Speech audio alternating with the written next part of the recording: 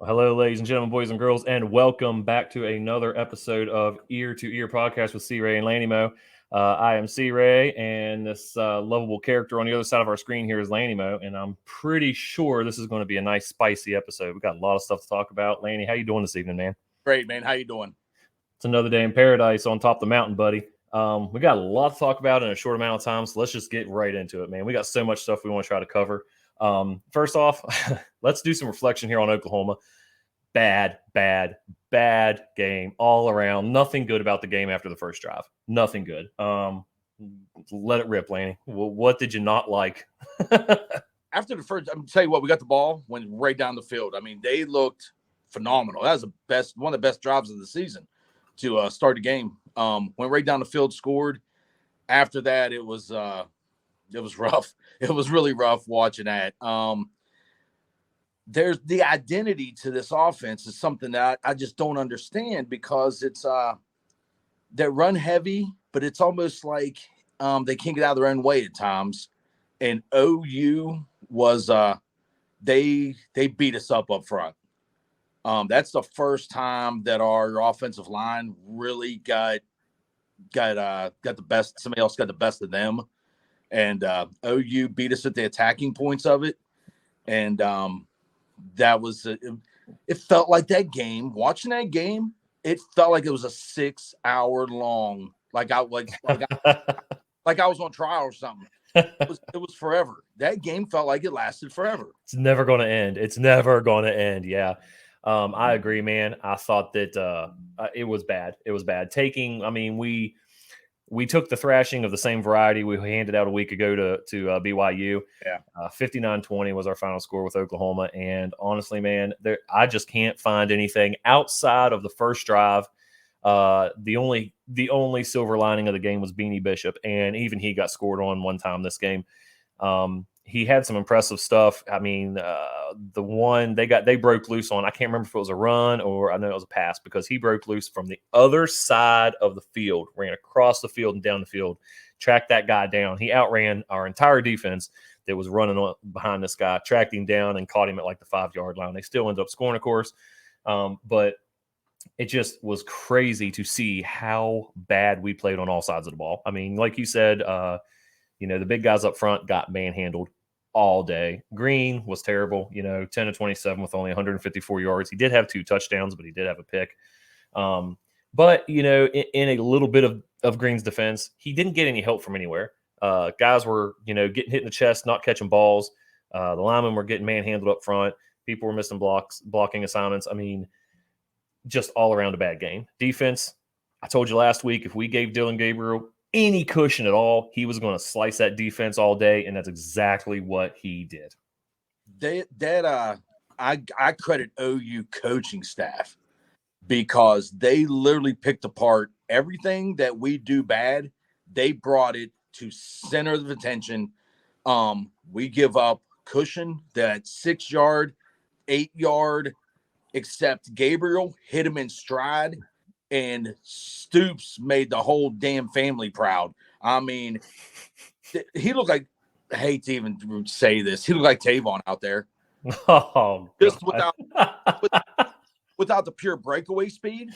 But I mean, there was times where Gabriel put it on his numbers. I mean, Gabriel put it on his guys' numbers, but they did make a couple of good catches also.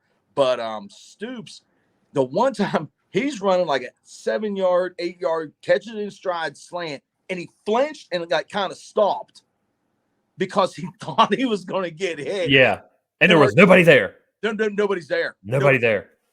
And I can't tell you how many times, like, they were running, and our guys weren't even in the frame and that was, man, they just brought the with the misdirection, and they take shots, and then Gabriel, fake and keep it himself, the unbalance of everything. Our coaching staff had no answer, and they couldn't give anything to help the players out there, because those are the ones who are on the field, But I mean, it was wow, that was rough. And I just give credit to OU, because they absolutely just scripted our defense, all the weaknesses, and made us pay for what we put out there. Yeah. Yeah, they did. I mean, they looked at our product and they put it on blast for just the world to see that, hey, these guys are giving our receivers 7 or 8 cushions. We're going to make them pay for that. And then he did. He carved up the defense with that ball, man. Oh God, I hate to talk about any kind of record that an opposing team breaks on us, but if he became the first Oklahoma quarterback to have 8 touchdowns in a game, 8. Our defense gave him 8 touchdowns in a game. It's just it's embarrassing that we gave up that much yardage, that much scoring, just anything to anybody like that. It's crazy. Special teams wasn't, didn't do anything special. I don't think they did anything bad. We missed a field goal. The bright spot was when Preston Fox muffs one. Well, yeah, that's true. I forgot about that. They get out of their lanes, and he takes it out to the 38-yard line or whatever it was. But that was that's the bright spot on special teams, really. Yep. I don't know, man. And I never expected us to win, right? Like let's be honest. I don't think any logical fan in the fan base expected us to go out there to Norman and actually come back with a W. But what I did expect after seeing the way we've beat up on the teams below us, I did expect us to be somewhat competitive. I thought maybe a 14-point loss. I think I don't remember the numbers, but I think when we made our guesses last week, I think I gave us a 2-touchdown loss. That I think would have been acceptable because I know that they lost the last 2 games, but they lost to Kansas, which is really on the way up. They lost to Oklahoma State, which, let's be honest, Oklahoma State is Oklahoma State. I never know how to pick what they're going to do because they beat Oklahoma last week and they go down to UCF and I don't know. Fell asleep. They enjoy Disney. I get because they show up at the field. I don't know what they did when they got off the plane in Orlando, but they didn't go to the football field down. I don't know. Maybe they went to Universal Resort and hung out for a while. Yeah. Something like that. I don't know. It was terrible. So I did expect us to be a little more competitive than that. I think the run game did pretty good. There were a couple runs we got through. I thought we were really going to break one off and house one maybe, but we never quite got it. But I think if I had to pick something about the game that I thought was a highlight of it would be Beanie Bishop because it seems like he's involved on every play and he's guarding receivers and the running game. I think the running game did well, but that was it. Just I don't know, man. I don't know what to say.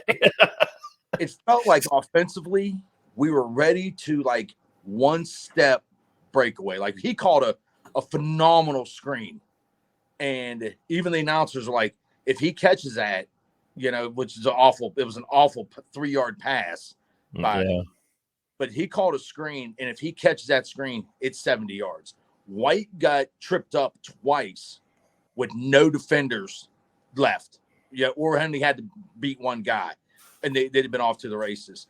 Yeah. But still yet, though, wouldn't have mattered because, you still got beat by basically 4 touchdowns. You know, 5 touchdowns. But, still yet, though, you would have just been in a a shootout with them,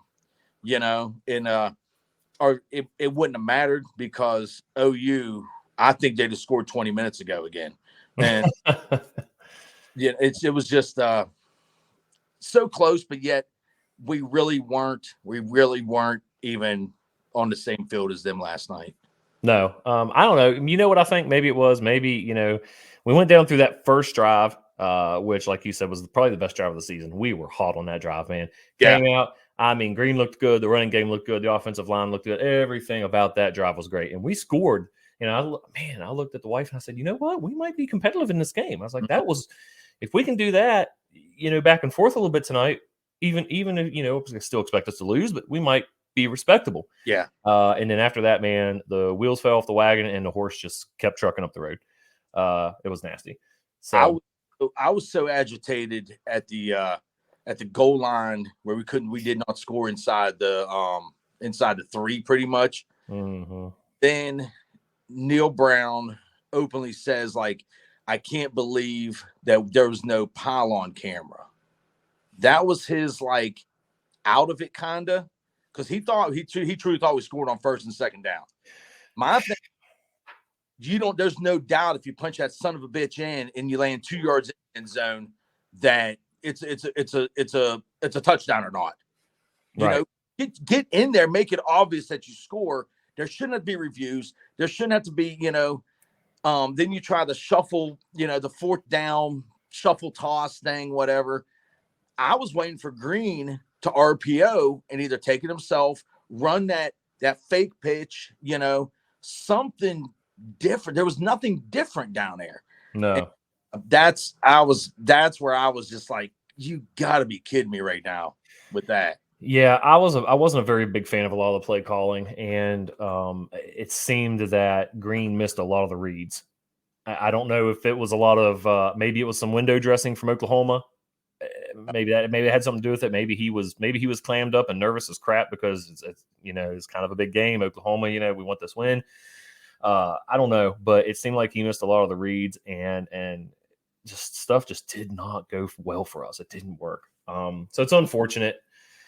But, let's try to turn the page on that, move on to some maybe a bright spot here in the future. We got Cincy coming to Morgantown this week, 2:30 kickoff, which I think is a really weird time to kick off. I mean, is that? That's a game. That's a day ruiner is what that is. Yeah. Yep.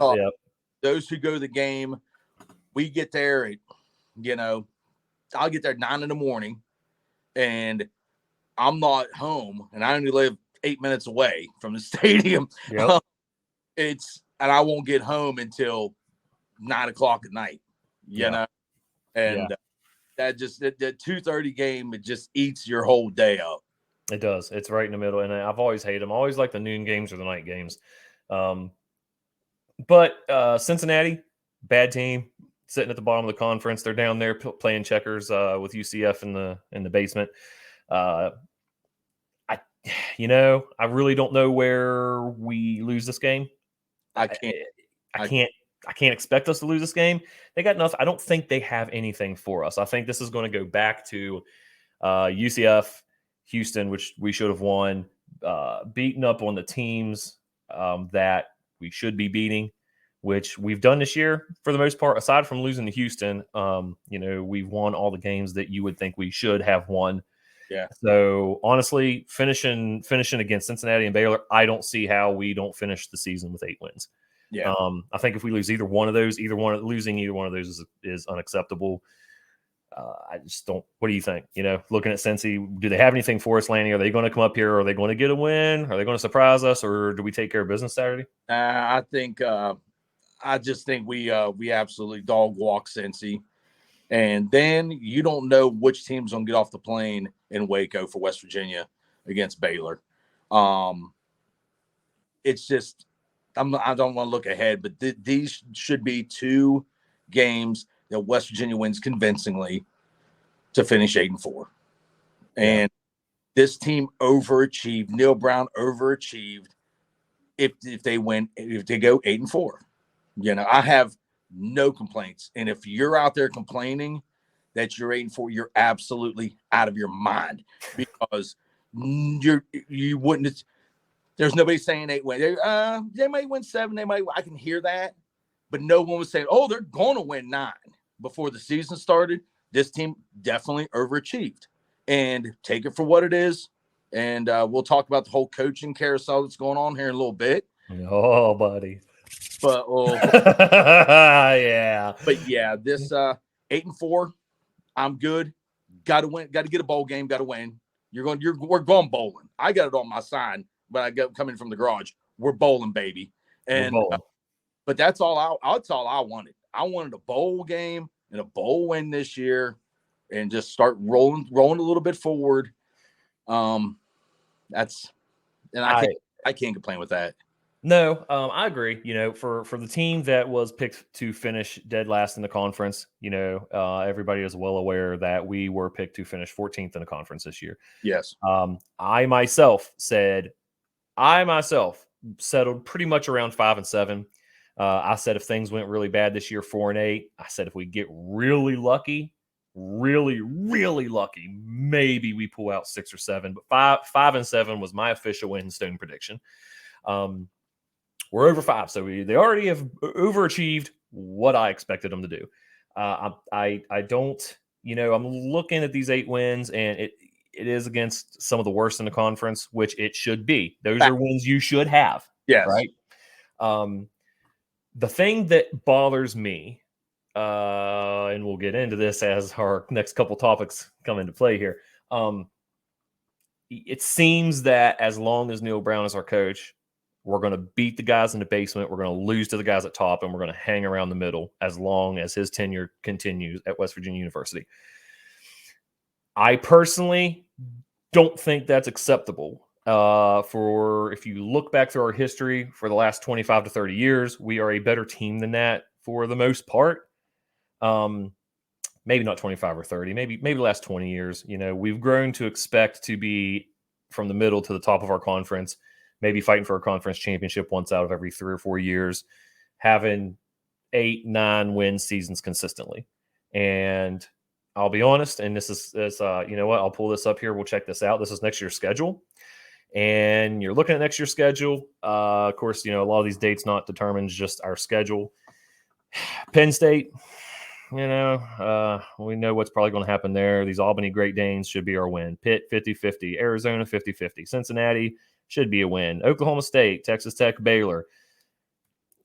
I don't know. Everything on this, looking at ourselves right now, screams 50-50 to me, except when you get to the bottom. Kansas State, Iowa State, those are all losses to me. I'm sorry. Looking at how things are now, I don't see us beating these. But my big question, Lanny, and here they are.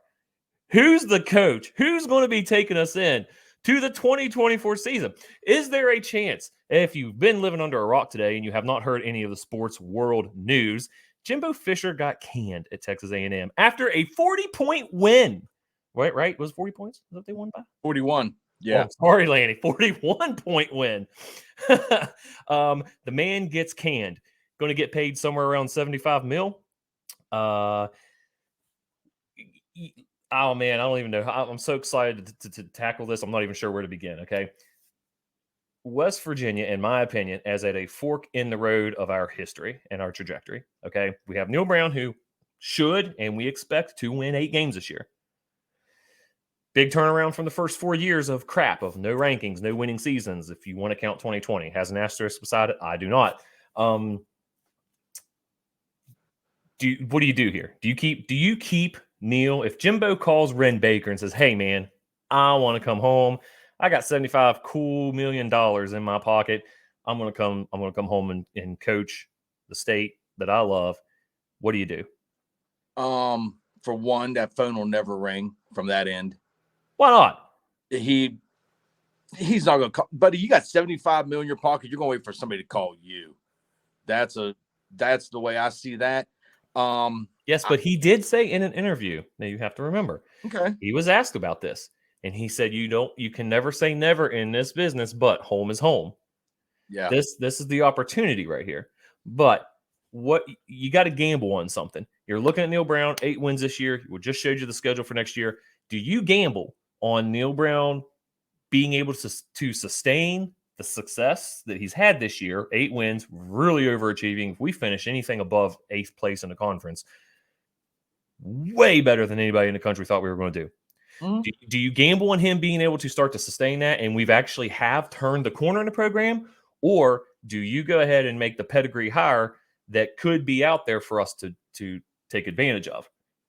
I believe that Neal Brown will be here 1,000% next year. Oh, God. He overachieved. He did his job. I mean, he did his job. As much as you hate to say it, Jimbo, I am not a Jimbo Fisher.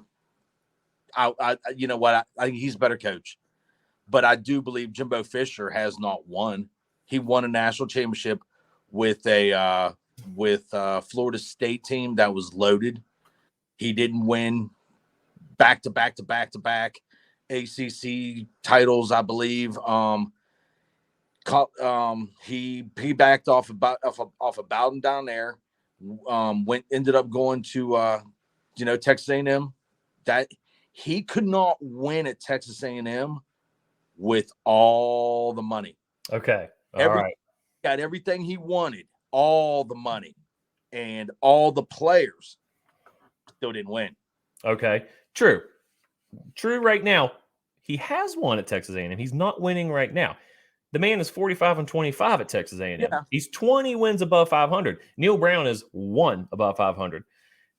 Multiple winning seasons, 3 bowl wins while playing in arguably the toughest division in college football. I mean, he's playing Bama, LSU, Auburn, Ole Miss every single year.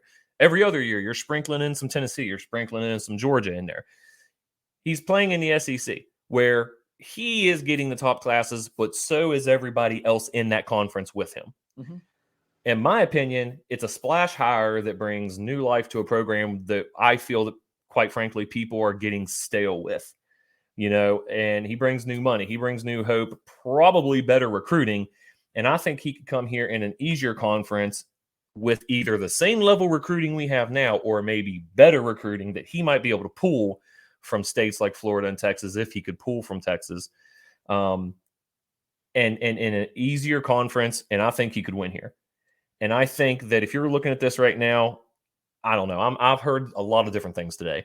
And I'm not some like big insider. I know a couple people here and there. I've heard some donors want him. I've heard some donors want to stick with Neil, which that's mind-boggling to me. Because again, that fork in the road. What if we gamble on Neil and then next year things go back to normal with Neil and we're back to 5-7, 6-6, and we're sitting here thinking, damn, could have had Jimbo last year, but we gambled on Neil and now we're back to square one. And now who's out there? Well, there really ain't anybody out here. Let's go get another G5 coach and start over with that crap. Somebody will be out there. Maybe. Yeah. Who's out there right now? Well, who do you think's going to be out there at the end of this season? Other than Jim Harbaugh. No. Yeah, he ain't going anywhere. We'll cover that here in a second. Baylor's getting ready to fire their coach too. That's my next prediction. By the way, we said this on our last podcast that Jimbo was out. By the way, just to let everybody know. It's true, we did say that. Yeah. But my thing is, West Virginia doesn't pay to go away, and Jimbo. I don't think Jimbo gets another job this year. I think next year, he will be sitting in a booth announcing games for CBS Sports or something. Take a year off. Mama's got money in the bank. He done gave Mama a lot of money to play with, said about $76 million. And then he'll say, I think I'm ready to coach. And then he can pick where he wants to go next year. I think he just takes a year off. I don't know. You know how these guys are. These guys are. Go ahead. You want me to go ahead and predict? Want me to go ahead and call you and tell you right now who's going to be next Texas A&M coach? Who's that? Go ahead. Let's hear it. Utah coach Winningham. You think so? Yes. Okay. So, well, how about this? Okay. How about if Texas A&M hires Utah's coach, Utah hires Neil Brown away when he overachieves and wins 8 games, and then we'll hire Jimbo. That's a 3-way trade. Everybody wins. Texas A&M gets rid of who they want. We get rid of who we want to get rid of. Utah, I don't know. Maybe they're not paying attention right now. They seem to think that they're going to rule the roost when they come to the Big 12, which they should. Huh? They should. Well, they should, but will they? Because let's. I don't know. Is it really? They're replacing Texas. No one's replacing really Oklahoma. Utah's coming in and replacing Texas because Utah's on that their weird little streak that they go top 10, make it to number 6, back up to 15. That's their little bubble they live in the last like 5 years. And Utah just replaces Texas in my eyes. Okay. Well, so Oklahoma and Texas leaving. Does that mean that the Big 12 is getting easier? Yes. Well, you're bringing in Arizona State. Nothing major there. Arizona's actually climbing a little bit.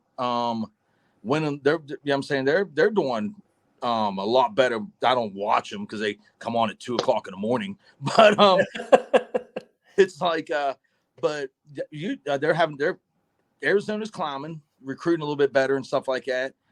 That's where I think Nico needs to transfer to. We'll talk about that at another time. Oh my God. Yeah, that's another one. Nico ain't going anywhere if Neil Brown doesn't go anywhere. No, Nico is a fool if he doesn't transfer because his ass is going to sit behind Green and waste his time here. You think so? Maybe he beats out Green next year. Ain't going to happen. Green watches Neil Brown's kids on vacation, bro. Yeah. Oh, yeah. That is true. We have learned the hard way. That and Daggy was a prime example. When Neil Brown picks his boy, that's his boy.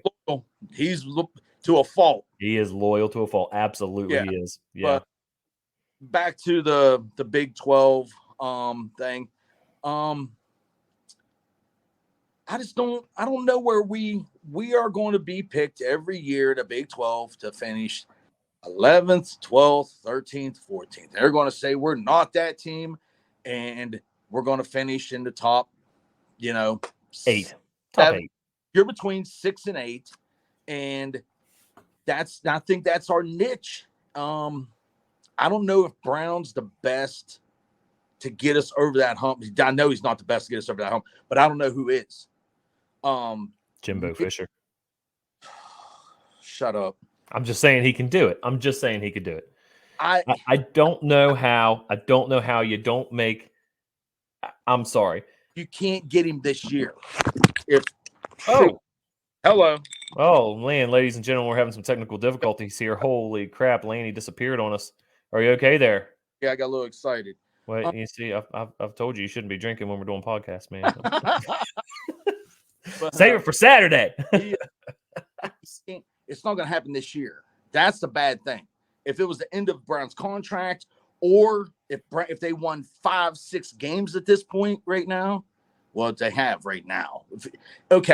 If they bounce these last 2 games, I'll help him pack. But it's not gonna happen. They're not gonna fire him this year. I think a decision needs to be made this year, regardless of what that decision is. It's like I said, fork in the trajectory right now. It's what we're looking at. And if you make the wrong move and you gamble on Brown this year, and next year it turns around, we go 5-7, 6-6, and we're back to the normal crap that we've had the last 4 years. I think you missed a golden opportunity. I understand he's won 8 games and he's overachieved this year. I get that, and happier about that, I could not be. You're already saying he's won 8 this year.